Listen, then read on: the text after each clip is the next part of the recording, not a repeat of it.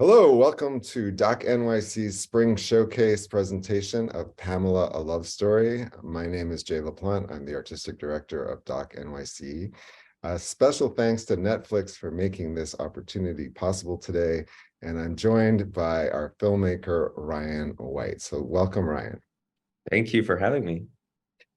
So, Ryan, you've been extremely prolific as of late, and just in the past 12 months alone, you've taken us to Alabama, Mars, and one of my favorite places, Vancouver Island, which is where Pamela Anderson grew up and where she is still calls home. Tell us about shooting in one of the most beautiful places on Earth. And it truly is one of the most beautiful places on earth. Like when I began this film, I didn't even know Pamela was Canadian. So I was starting from like a very base level of my knowledge of her.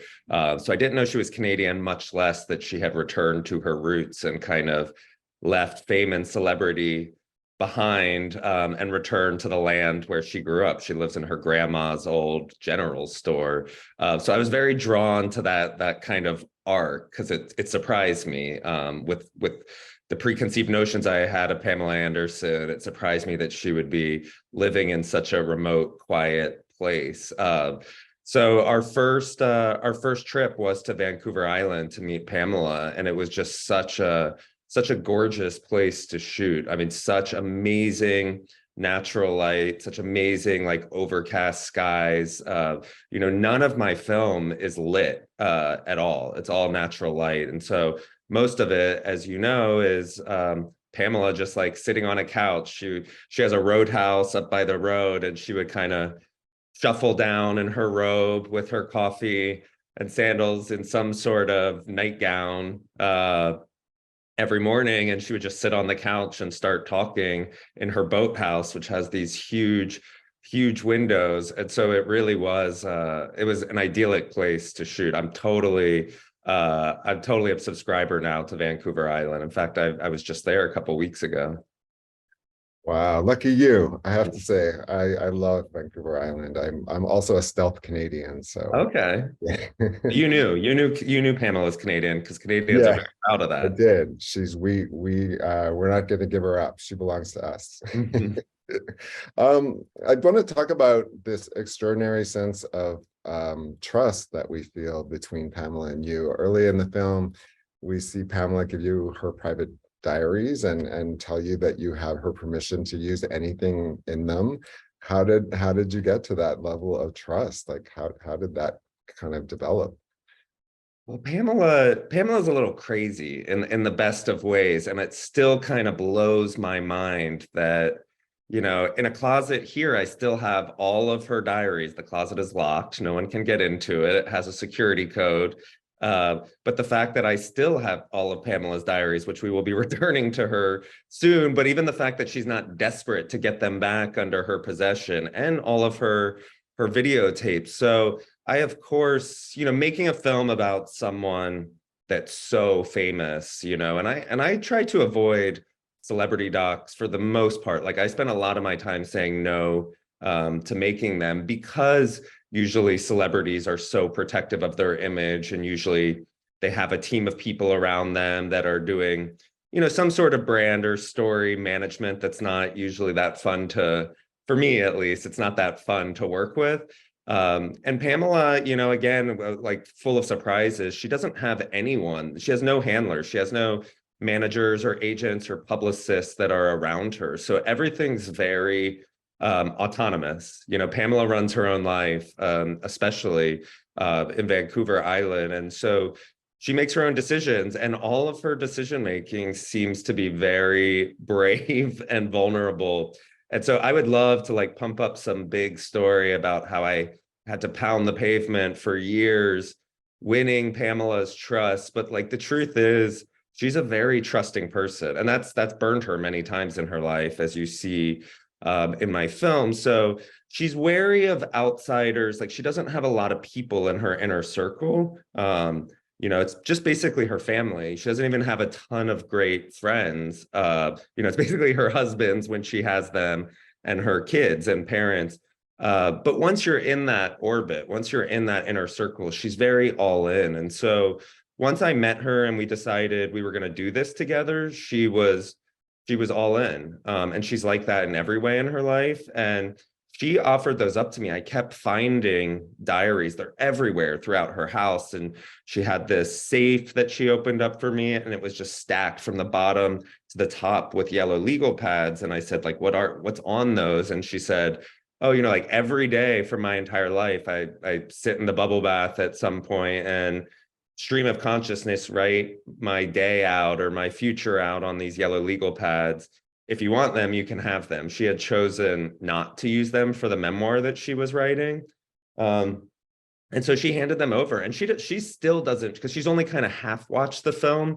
She still doesn't really know what we ended up using. So I can't imagine having that vulnerability where like every inner thought I've had for my entire life, like going back to your teen years, which to me would be so embarrassing to have to excavate my thoughts from 17, 22, 25, to not only hand them over, but to have no control over what's going to be used or not used. It's just mind blowing to me. But that's why I love Pamela. She's crazy in the best of ways, and just very authentic, like there's very little self-shame in Pamela. And that goes back to every stage of her life. She's very unapologetically who she is. And so I guess that extrapolates to every inner thought that she's had through every era of her life. She's unashamed of. Yeah, that is wild, because I'm a big journal writer myself, and I would, I don't even let my husband near them, like it's not happening. But what was it like going through all of that material? I mean, if she writes that much, there just, must be volumes and volumes. How did you approach reading it? What did you decide to use? Like, how did you just approach this? I mean, like it's like epic novel almost. So first of all, there were so many journals that we couldn't ship them, and Vancouver Island is hard to get to. So my associate producer, Dominique Hessert Owens, we ended up renting her a cargo van, and we flew up her husband, and they did a road trip in the cargo van back from Vancouver Island to LA with like 10 crates full of diaries and videotapes. And so they had to obviously Pamela's archive is very valuable. That's part of the film, is the tape that was stolen from them has made tens of millions of dollars. So we had to be very careful with all of her stuff as well. So they had a whole system for checking things into hotel rooms at night, the crates, and then taking them back out to the cargo van. And Dominique, my AP, she's 26 or 27 years old, and she has this youthful voice, and she was working full time on this film. She's also one of the DPs, so she was shooting Pamela as well. So it was her job not only to bring the diaries back, but her task on the film was reading every diary and transcribing them. So she ended up being like the ultimate expert in every thought of Pamela Anderson, because she read everything. And then we ended up using Dominique's voice. It's just our scratch narration, because she has such a youthful, it's very Pamela-esque, her voice. So she was not only transcribing them, she was also reading them as scratch narration for my editors. And then, as you see in that scene in my film, my vision was always to have Pamela read them at some point, and maybe even to do it in a meta way where we would take her into a sound studio, and shoot her reading the voiceover and see how she reacts to the diaries. And I don't know why I didn't have the foresight to know that Pamela would hate that idea. Pamela hates a lot of ideas. And, that's why we include that moment in the film where I ask her if she's willing to do that. And she says, like, she's very self-aware. And so she says, like, Ryan, that's an awful idea for me, but also for you to invite me into the process in that way. And so Pamela's son, Brandon, produced the film. So he was watching cuts along the way. And in the end, it was Brandon that said, like, why don't we just use Dominique's voice? Like, she knows my mom better than anyone. She sounds like my mom. I never liked the idea of using a voiceover actor, because ideas had been floated to like use a really famous young ingenue actress or pop star. And it just, to me, that would have taken away from Pamela. So the idea, I mean, I'm ruining the surprise here, but the idea that we would have this anonymous voice that wasn't, credited as some pop star, but also wasn't Pamela, and it ended up being Dominique who actually plays the voice. So that's, we ended up re-recording all of it in a proper sound studio. For a lot of our film, it was just Dominique recording into an iPhone or a Zoom recorder. And I think Dominique probably for the rest of her life will be like the authority on the inner thoughts of Pamela Anderson. She knows everything that Pamela has ever thought or written down in her entire life. Wow, she did an amazing job. Shout Yeah. out Dominique. Yeah. Yay. um, there's a connection in my mind between this film and Ask Dr. Ruth in the sense that you're dealing with two icons that kind of force us to confront our attitudes towards sexuality. And I'm wondering if you thought at all about the connection with those two films and that larger issue while you were making Pamela a Love Story. Yeah, I think less from the sexuality perspective, but definitely from the overcoming obstacles. Like they're very different, but I would consider them very similar people in a lot of ways when it comes to that sort of, no matter how terrible things have gotten, that they're the type of people that always look forward and don't look back a lot. And Pamela loves Dr. Ruth. She hasn't met her, but she watched that film and she had always liked Dr. Ruth in the 80s and 90s. And so Pamela really like took a lot of inspiration from the way that Dr. Ruth lived her life. And so, I think when you talk about celebrity documentaries, I was drawn to both of them when I met them or in my initial meetings with them, because both seemed very unashamed and both seemed very uncontrolling. Like they both have already been through the gauntlet. I did a Serena Williams film as well, and she was very similar. I had the sense when I was meeting her, like she's unapologetically herself, and that's going to shine through on camera. She's not going to really care. And I'm lucky in some ways, but all three of those women were very easy to shoot with, and they weren't that interested in what the documentary was going to become. They were just very themselves on camera, and not, none of the three of them were involved in the edits of the films. None had final say on the film. They're just very all three of those women are just very authentic, I guess is the best word. And so I think Dr. Ruth and Pamela especially are very similar in that way. Yeah, no, that's a great connection. I love that. I'm fascinated by the archival talk show footage that you use in the film, and especially early in the film, when there's the one moment that sticks out of my mind when Pamela is clearly irritated at Jay Leno for asking about her imprints, and there's like an edginess and an anger there. I was just wondering if you would talk about what you think was kind of happening in the culture at that time that was sort of made these like mainstream talk show hosts like have that sort of enable it to cross those lines, as Pamela herself says, and if that's still sort of prevalent today or if that's changed at all. I think it's changed for sure. I actually feel a little guilty showing footage, because it's not like that was Leno specific. It's just she was on Leno more than anyone. So like that was ubiquitous at the time, right? For the most part, especially on talk shows that women were objectified in that way. And I think Pamela would be the first to say, I've done quite a few Q&As with her. And like I said, she's barely seen the film. So she doesn't really know what's in it, but she's been asked a lot about, the type of treatment she was getting from like a Leno or a Matt Lauer or a Letterman. And she's very unjudgmental. I mean, that's one of the things I love about Pamela is she likes Jay Leno, even Tim Allen. Like we didn't end up including it in our film, but it went like viral when our film came out because it was in her memoir that he had exposed himself to her on the set of Home Improvement. And it just grabbed so many headlines when our film and the memoir came out.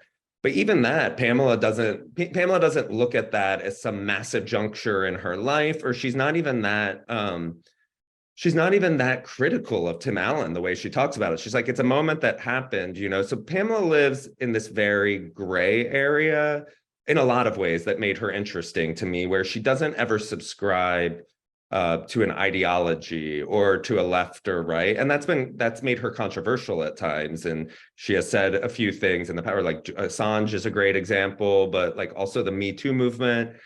She's gotten in trouble for a couple comments she said about that. So she's a really autonomous thinker in that type of way. But when you watch those moments, like some of those moments, like you would think those are easy to find, that just like an archive exists of a Leno or Letterman. And those types of things are really hard to find for archival researchers now. A lot of those things that ended up in our film, we only have because Pamela had them in her archive. Dr. Ruth was similar. A lot of what ended up in the Dr. Ruth film would be impossible to find through archival research, but Dr. Ruth is such a saver. She had kept everything. So we would find like Pamela's agents in the 90s would do these clip reels for her of shows that she had appeared on. And that's where we found a lot of that, and we're able to not to get too boring, but to fair use it, because I don't think if talk show hosts like that own the rights to their footage, or at least own the right of approval, that they would allow that to be used. But yeah, I mean, I think we've definitely made progress, especially since Pamela's heyday. But I think there's still some progress to go. But I don't think Pamela would be treated in the same way now. I mean, I've seen it. I've seen her on talk shows the last few months, and she's treated with a lot more dignity and respect, and definitely not objectified in the way that she was in the 90s. Oh, that's fascinating about your comments about the archives. I think, Yeah. that's worthy of a panel unto itself, but It is. It's not difficult. We talk about this all the time. I mean, this is Doc NYC, so I imagine Doc nerds are watching it, but more and more these celebrities have the right to approve. We actually ran into this with Matt Lauer in a show that I did called Visible, which was about the history of LGBTQ television for Apple many years ago. And even if you're going through the correct channels to license something, which we love to do, we love to license and not fair use if we can't, but then you have someone like a Letterman or a Leno or Matt Lauer who has to approve it. Of course, they're not going to approve it if it shows them asking a question that can be perceived as offensive, or them making a joke at someone's expense. Why would they approve that? So you end up having to fair use those things. But if you're going to fair use it, you have to find your own version of it. And luckily, Pamela had kept those versions, but they're VHS tapes, so they're totally, third generation. They're not the highest quality you can find. Well, that adds a layer of authenticity for sure. Tell me about the title, like the Pamela, a love story. I mean, there's multiple layers to that title. How did that come to you? I'm awful at titles. I'm like, it's one of my weaknesses. You have great titles. I've gotten better at it later in my career, but it's not something I ever enjoy, especially with a celebrity film, because if it were up to me, I would have some esoteric title of all my Serena film was called Serena. As Dr. Ruth was okay. But they always want the celebrity's name in the title, understandably, for marketing purposes. And so we went through lots of iterations. It was called Pamela from Ladysmith for a while, which I actually loved, but I think was a little too, people didn't really know who it was about when you heard that, and people don't know what Ladysmith is. And Pamela actually showed a little bit of concern when she heard that, just because she lives in such a small town, and she was like, do I really want my tiny little town? Like, I know it's going to be in the film, but do I want it in the title if people are coming and looking for me? Because Ladysmith is a tiny town. She's not hard to find there. But yeah, I mean, I think that title, Pamela Love Story, and I did, by the way, I hate colons as well. And Pamela hates colons. She's a beautiful writer, and she always says a line that I love now, where she says, "What's less sexy than a colon?" And she said in her book, when they tried to edit it, she said, "I'm going to do a colonoscopy on the book. I don't want any colons." So the grammar in my title, that comma and then the non-capitalized love story, is it's sort of an homage to Pamela's style of writing. And when she saw it, she's a real visual person, she loved it right away. And she was very, like I said, very uninvolved in the film, never saw an edit, but I wanted her to like the title. And it has multiple meanings. You know, I think, of course, when we think of Pamela and love, we think of all the husbands, but especially Tommy Lee. But she is, and this is like not bullshit, like she is the most romantic person I've ever met in my life. And that is romantic in all buckets of her life, even in her friendship and relationship with me. It's very loving. And she approaches everything. I mean, that's her animal activism comes out of such love. Like, you know, I knew she was a PETA activist. I knew that was like her cause. You know, but you never know, especially when you're making a celebrity doc. They always want their causes included, and philanthropy often doesn't make the most interesting storylines as good as someone has done throughout their lives. But then you see how Pamela interacts with animals all day long, and it's so loving and romantic, and there's a lot of heart. And she wears her heart on her sleeve. You know, even in the making of the film, she's just very raw and vulnerable and open. So we wanted the word love in there. And so we tried many iterations, and we landed on that one. And I like it. Like, yeah, I often have hated the titles of my films, but I think it's a pretty great encapsulation of who Pamela is, but still got her name in there. Yeah, no, I think it's really perfect. I mean, you Yeah. show us so much about Pamela that, you know, is a surprise I didn't know. I also think that, you know, the film is a bit of a love story of the love that her sons have for her. You know, her son is Mhm. one of the producers on here, and that relationship, the way you captured that relationship was really beautiful as well. So Yeah. And self-love. I mean, that sounds so cheesy. And she and I would always, she hates cheesy stuff, but we would talk about that a lot because it is a lot about that. Like, as far as I know, the last I talked to Pamela, she's still single too. She's trying really hard not to be in a relationship. And, you know, I watched her go through a divorce. It was a painful divorce. You know, the Pam and Tommy Hulu show obviously happened while we were making this, and Chicago, the opportunity for her to star in Chicago also happened. Those were all surprises. Like, none of those things when we began the film. Even the Hulu show, she didn't know about and I didn't know about when we began the film. So she's always very careful to say, like, our doc was not a response to that show. But it happened while we were making our documentary. The divorce happened. And so she was on this sort of aimless trajectory where all these forces of negativity were coming into her life. And she, I think, in taking the job in Chicago, it was sort of her grabbing that agency back from people that had taken away from her, whether it was ex-husbands or whether it was the Hulu show. And so I think, yeah, for in many ways, it's a story about like self-love, and learning to be on her own, and being okay with that. yeah, that's another great layer. And what a gift, you know, having that Chicago on Broadway happen. And, you know, I think it's just the perfect way to end the film. You know, what do you think is next in Pamela's life that, you know, after such a big moment for her, like, you know, such a big comeback in a sense. I have no idea. I have no idea. And I would never guess. I know her well enough at this point that loves, she is a rebel, like through and through. And that was really hard to work with in some ways. And I just had to learn to love it, because basically anything I would throw out, she'd be like, that's a dumb idea, you know? So I learned a way to operate with her where it's just kind of following her. I relate. I think of Pamela akin to like a fairy that's just kind of floating through life, and she does not like to be told what to do. That's why her career hasn't ever been that huge. Pamela was in one film. You know, she's so famous, so we think of her as this massive actress, but she, you know, besides Baywatch and Home Improvement and Barbed Wire, that was basically her career. So like, she was here during the Oscars, and like she chose not to go to the Vanity Fair party. You would think someone who's like at the height of their fame, the whole country's talking about them again, would want to capitalize on that moment because that's what celebrities do now. But you know, she just doesn't think in that type of way. So I know a lot of opportunity is coming her way. You know, now that she's had this kind of renaissance, and I love that she has that opportunity. But sorry, I'm gonna X out of that. There we go.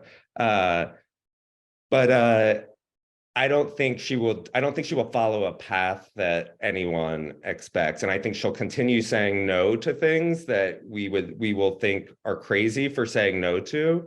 But that's what makes Pamela such a fascinating person and a fascinating doc subject. I think everything is unpredictable, and she will take on things that people will tell her she absolutely can't do, like Chicago. Even I'll admit, I thought she was crazy for taking that job. Like, I remember asking her, it might even be in the film, saying like, have you ever like sung or danced before? Do you know how to do those things? And her being like, God, no, I'm a horrible singer. Like Dylan, when he was a little kid, used to ask me to stop singing him lullabies, and thinking like, why are you putting yourself out there in that type of way then?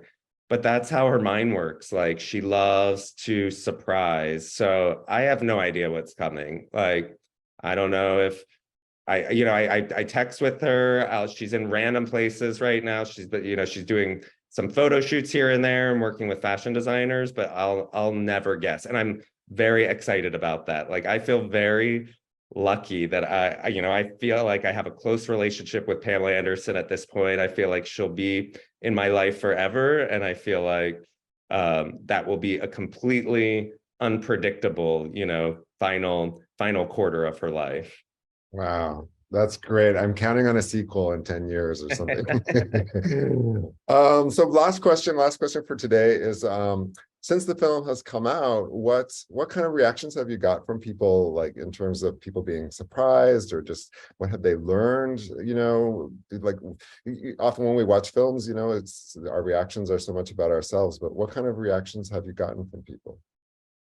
It's been really fascinating. I mean, of course, with every film, I never know how it's going to be perceived. This one was a real wild card to me, because so I'm born in 1981. So that means, like, mathematically, for me, Pamela Anderson is like the most famous person in the world as I'm coming of age. In my adolescent years in the 90s, Pamela was like as famous as it gets. And so I have that image in my head of that icon from the 90s. But I also know, people like of my parents' generation might not have really gotten Pamela Anderson. And then I knew young people, especially like under the age of 30, might not even know who she is, or might just know her as a name, but know nothing about her.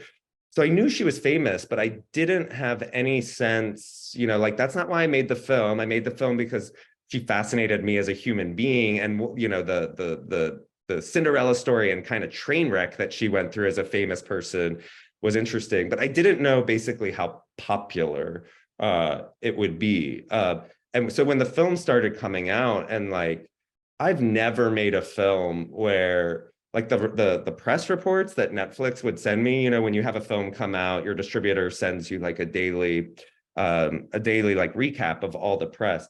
The press around this film coming out, like, I didn't have time to scroll down for any of the daily emails. It was just scroll. So the amount of interest in Pamela Anderson kind of shocked me. And I know that's like a perfect storm of things, and I know the Hulu show definitely didn't hurt that, because there was a lot of attention around Pamela and Tommy Lee last year. And I think people were ready to hear from her. So what I loved watching, I loved being in places with Pamela and getting to watch a crowd react to her, whether that was on stage, like, we introduced the film in LA, New York, and Toronto, and we did a Q&A afterwards. So whether it was like watching the audience, they were like embracing the hell out of her. And I could see in her face, even as someone who doesn't care that much about fame and celebrity, I could see in her face like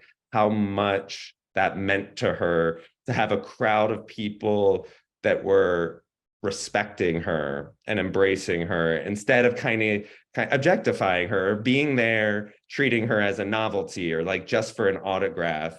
Like, I think she felt that support. I also felt that when I was shooting her doing Chicago, like you could see her afterwards that she felt that collective support from the public in a way that she's never felt. And even just floating through places, whether it was hotels or restaurants and how people were interacting with her.